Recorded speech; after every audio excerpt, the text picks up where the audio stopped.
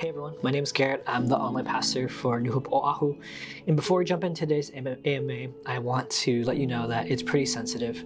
We will be talking about suicide. So if that's something that concerns you or something that you shouldn't be listening to, it's not a good idea to watch, then please skip this one. Today's question comes from someone anonymous and says this: what are the differences between suicide and martyrdom? Before I really begin to respond, I'd like to say that if you or someone you know is struggling with suicidal ideation, please call the hotline on the screen or go to their website and you can get help right now.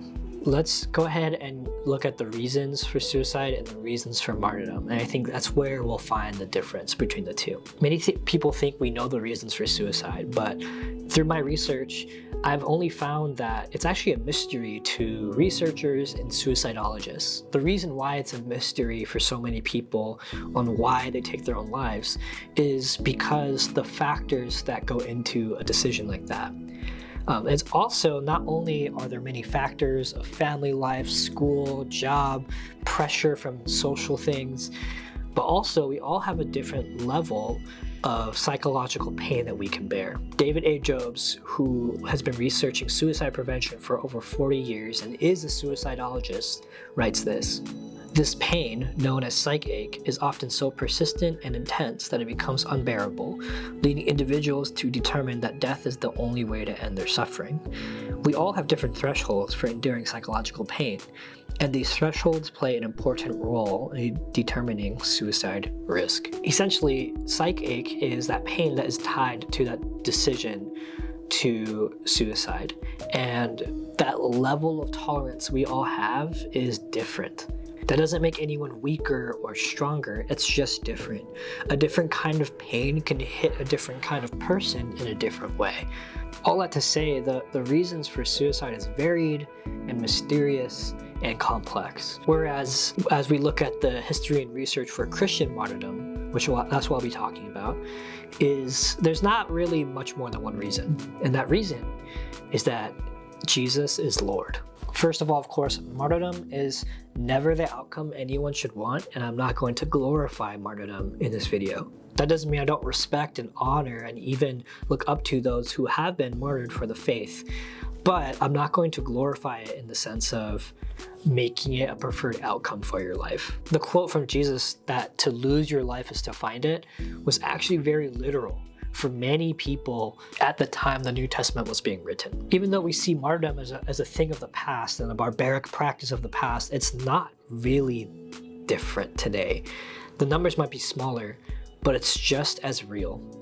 In fact, last year, in 2023, there is over 5,000 people killed for saying Jesus is Lord. They're killed for their faith. In fact, I'd say a big difference between suicide and martyrdom is that martyrdom isn't about the death, it's about the life.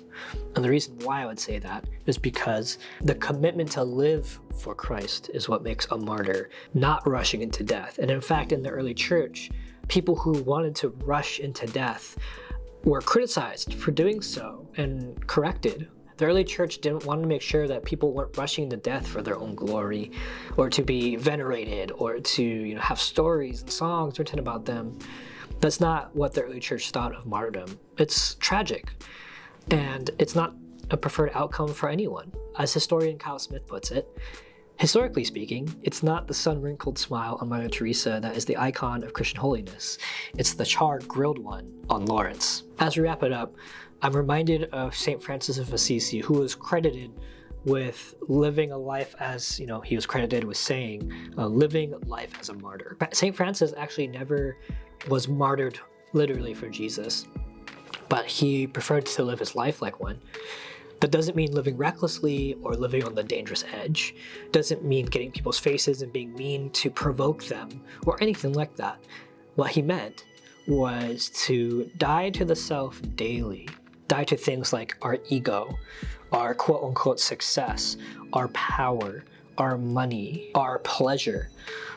Dying to these things that dominate your life. For St. Francis, the commitment to Jesus was so great that he would die daily to himself and die daily to the temptations of the world. A commitment that is so great to Christ that leads to the death of the self. So as Christians, the difference between suicide and martyrdom is a distinct one. Suicide is tragic. It's mysterious and complex, and many factors go into someone's decision to take their own life.